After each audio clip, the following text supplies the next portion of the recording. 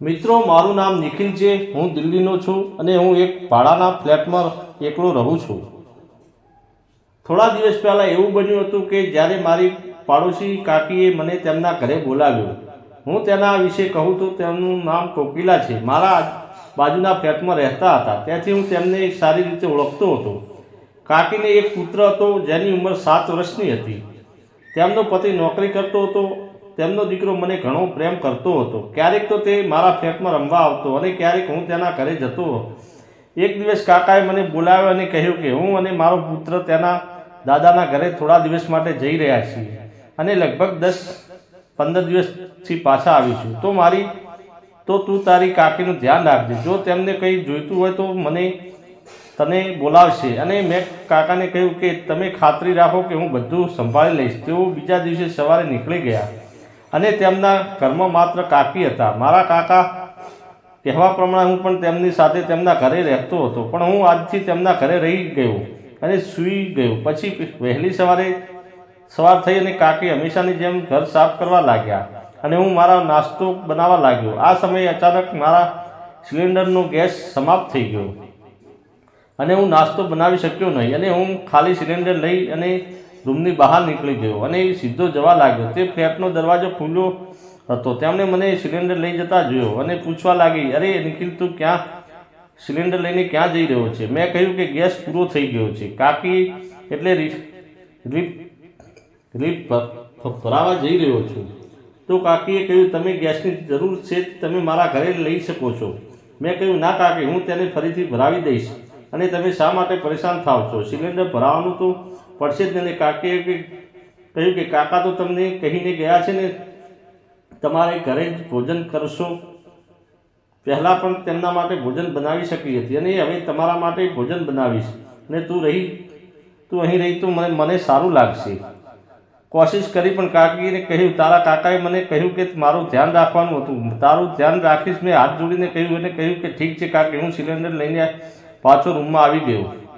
પછી થોડી વાર પછી કાકી આવ્યા અને મને પૈસા અને યાદી આપી અને કહ્યું કે નિખિલ, આજનું થોડુંક સામાન બજારમાંથી લઈ આવો। હું પૈસા લઈ અને લિસ્ટ લઈ બજારમાં સામાન ખરીદવા ગયો।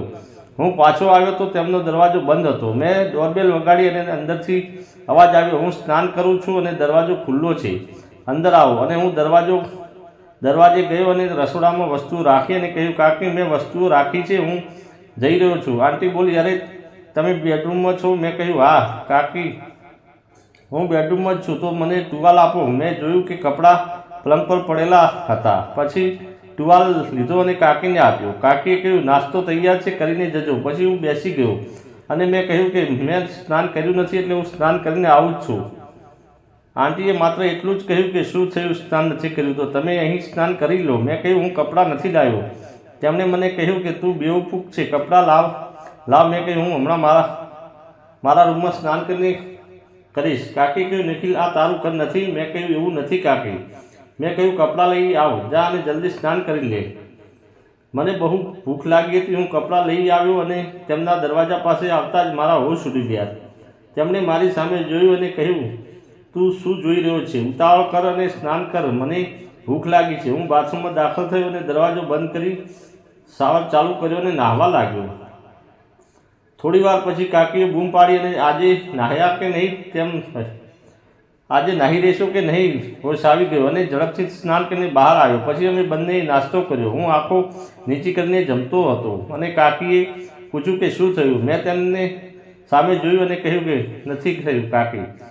કાકી બોલ્યા, તમે મારા કપડાના કારણે મારી તરફ જોઈ રહ્યા નથી। કાકી બોલ્યા, અરે નિખિલ, બહુ ગરમી છે, બધા કપડાં ધોઈ નાખ્યા હોવાથી મેં વિચાર્યું કે આજે પહેરીશ, પણ હું સમજી ગયો અને પછી પસંદ નથી, એટલે હું જઈ અને બદલી લઈશ। તો મેં કહ્યું, ઠીક છે, ખરેખર ગરમી છે, પરંતુ તમે આ રીતે ક્યારેય જોયા ન હતા, ત્યાંથી હું થોડા શરમમાં, અને આ સાંભળી મારા કાકી હસવા લાગ્યા અને કહ્યું કે છોકરાઓને પણ શરમ આવે છે। હું તો હસતો જ રહ્યો। પછી કાકી કહ્યું, ઠીક છે, હું કંઈ બીજું ઉમેરીશ, તેથી તમને અજીબ ન લાગે। કહ્યું, કોઈ સામાન્ય નથી। પછી અમે બંને નાસ્તો કર્યો અને હું મારા રૂમમાં આવ્યો। થોડી વાર પછી હું સૂઈ ગયો અને બપોરે કાકીએ મને બોલાવી અને આવવાનું કહ્યું। જમવાનું તૈયાર છે, હું જમવા આવ્યો। પછી તેમણે મને જોઈ અને વાતચીત કરી અને કાકી પણ મારી સાથે વાત કરવાને બદલે મને પોતાના બતાવતા હતા. મારી હાલત ખરાબ થતી. પછી હું સાંજે મારા રૂમમાં આવ્યો અને કાકીએ મને ફોન કર્યો કે તેમને ઉપરના માળેથી થોડોક સામાન બહાર કાઢવો છે અને મારે પલંગને થોડોક બાજુમાં ખસેડવો છે. ત્યાંથી કેટલીક વસ્તુઓ પલંગ નીચે ગઈ હતી. મેં પલંગની વસ્તુઓ એક ટેબલ પર ઉતારી પછી પલંગની બાજુમાં ખસેડી દીધો તો મારું કામ સમયથી થઈ જશે. મેં ફરી પ્રયાસ કર્યો પણ કામ ન થયું. કાકીએ કહ્યું, તમે આગળથી ધક્કો મારો, હું તમને પાછળથી પકડીને ધક્કો મારીશ. એવું કરીએ પછી કાકીએ પહેલાં મારી કમરને પ્રેસ કર્યો અને ધક્કો માર્યો. પણ હું નથી ઈચ્છતો કે આવું થાય અને તમે પાછળથી ધક્કો મારો જેથી બેડ બાજુ પર જાય. અને પણ એમ જ કર્યું. અને કાકીએ કહ્યું, અરે નિખિલ, મેં તને કહ્યું, અરે એ રીતે મને પકડી રાખ, કદાચ નીચે સરકી જશે. કાકી પણ બધું સમજી ગયા હતા. પણ મેં હસતા હસતા પછી મેં જોરથી ધક્કો માર્યો અને અચાનક પલંગ આગળ વધી ગયો. એ સમયે કાકીના મોઢામાંથી ચીસ નીકળી ગઈ અને તેમણે કહ્યું, આસાનીથી લે. પછી મેં કહ્યું, કાકી, તમારું કામ થઈ ગયું. કાકીએ પણ કહ્યું, પણ મને જોવા દે કેમ બરાબર થાય છે કે નહીં. પછી કાકીએ પલંગ નીચે વસ્તુઓ શોધવાનું શરૂ કર્યું. મેં વસ્તુઓ રાખી અને પાછો આવ્યો અને મેં એકલાને પ્રયત્ન કર્યો પણ પલંગ ફિટ ન થયો. હું માત્ર પ્રયાસ કરી રહ્યો હતો. કાકીએ પાછા રૂમમાં આવ્યા. તેમણે મને પાછળથી પકડીને કહ્યું કે મને મદદ કરો. હું ધક્કો મારવા લાગ્યો અને પછી અચાનક પલંગ સીધો થઈ ગયો અને હું પાછો ગયો અને દિવાલ સાથે અથડાયો અને કાકી મારા ઉપર પડ્યા. જ્યારે મેં તેમને કમર અને પગમાં ઈજા થઈ ત્યારે કાકીએ મને પણ કમરમાં ઈજા થવા લાગી. કાકીએ પૂછ્યું કે તમને દુખે છે? નહીં તો મેં કહ્યું, કમરમાં થોડી ઈજા થઈ છે, કોઈ રીતે ઊભા થવા મેં નથી. કાકીએ, સોરી, મારા કારણે તને દુઃખ થયું છે. મેં કહ્યું, કોઈ વાંધો નહીં. કાકી બેડ પર બેસાડ્યા અને હું બેસી ગયો. કાકીએ કહ્યું, મને કમર અને પગમાં દુખાવો થાય છે. તેમણે આયોડેક્સ લગાવવાનું કહ્યું અને તેમણે કહ્યું કે વાસ્તવિકમાં નથી. તેમણે કહ્યું, તે કોઈ પીડાની ગોળી હોય તો તે લે આપે. પણ તે ત્યાં નહોતી અને કહ્યું, મારા રૂમમાં તપાસ કરીશ. અને પછી તેણે કહ્યું, હું જા, જલ્દી જા, તે દુખે છે. તેથી તેને કહ્યું, મારા રૂમમાં ગયો પણ મારા રૂમમાં તે કોઈ દવા નહોતી. હું પાછો આવ્યો અને કહ્યું, કાકી, કોઈ દવા નથી. તેણે કહ્યું કે હવે હું શું કરવું? મેં કહ્યું કે એક ઉપાય છે. કાકીએ કહ્યું, શું? મેં કહ્યું, ગરમ તેલની માલિશ કરો. કાકી મારી તરફ પ્રેમથી જોવા લાગ્યા અને બોલી, ઉઠાવ, ઠીક છે, પણ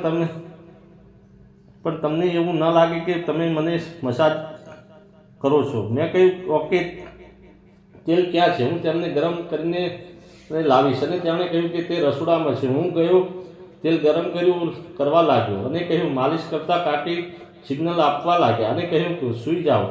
મેં મસાજ કરવાનું શરૂ કર્યું. પહેલાં તો મને સ્પર્શ કરવાથી દુખાવો થતો હતો અને ધીમે ધીમે તેને રાહત મળવા લાગી. કાકીએ કહ્યું, નિખિલ, તારા હાથમાં જાદુ છે.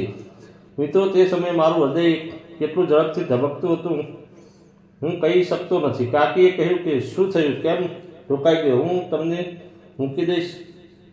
મેં તેની આવા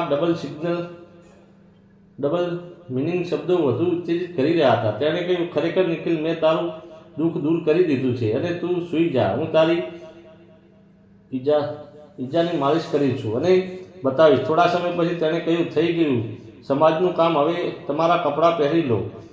કાકી ઊભા થયા અને કહ્યું, 8 વાગ્યા, હું જમવાનું બનાવીશ, તમે ફ્રેશ થાવ. પછી અમે બંને ભોજન લીધું અને રાત્રે 10 વાગ્યે કાકી સૂઈ ગયા અને હું આજે અહીં મારી પીઠના દુખાન દૂર કરવા લાગ્યો હતો. તો માલિશ કરતો હતો, મારું સારું થશે? મેં કહ્યું કે હા, સારું છે. હવે અમે બંને બે રૂમમાં આવ્યા અને કાકીએ કહ્યું, સાંભળ નિખિલ, તારા હાથમાં કોઈ જાદુ છે કે શું? કાકીએ કહ્યું, ખૂબ જ ઊંઘ આવી રહી છે અને હસવા લાગી. આંખો બંધ કરી દીધી અને હું ઊંઘવા લાગ્યો. અને કાકીએ કહ્યું, નિખિલ, આજે તે મને મારા જીવનનો એવી ખુશી આપી છે કે મેં આજ સુધીથી મને મળી નથી. આ રીતે અમારી મિત્રતા શરૂ થઈ. મિત્રો, ચેનલને સબસ્ક્રાઈબ કરવાનું ભૂલશો નહીં. ધન્યવાદ.